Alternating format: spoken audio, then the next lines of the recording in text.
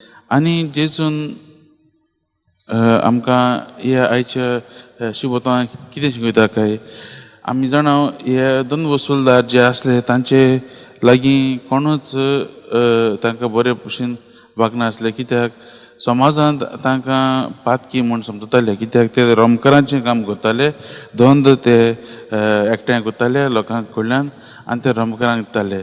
ताकाच लागून जायते लोक ह्या दोन वसूलदारांक पयस करतालो, समाजांत तांकां पयस करताले. आनी भोव करून ह्या फारिझेव जे आसात ते देखून तांकां तांचे लागीं ते येयच नासले, कांयच बिजनस देव करिनासले, पूण कांय तांकां सारकेच पयस करताले.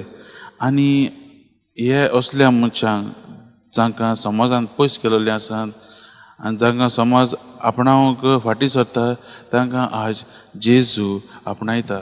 जेजू आयज तांचे बरें वयता.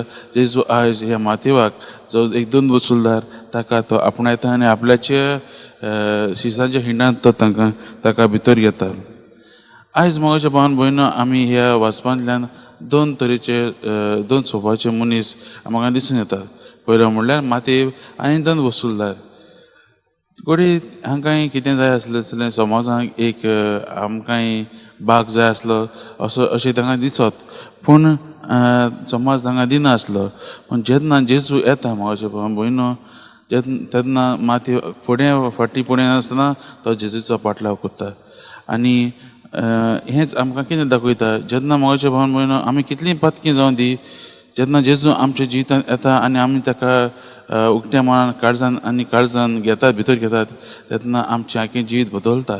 आनी हें आमी माथेवाच्या जिवितान न्हय, पूण दुसरे दोन वसूलदार तेय येवंक लागले. आमी पळयत जाल्यार न्हू, जेन्ना तांचे लागीं ताच्या घरांत तो जेवणाक बसलेलो आसतना दुसरे दोन वसूलदार येवन जेजू लागीं बसले.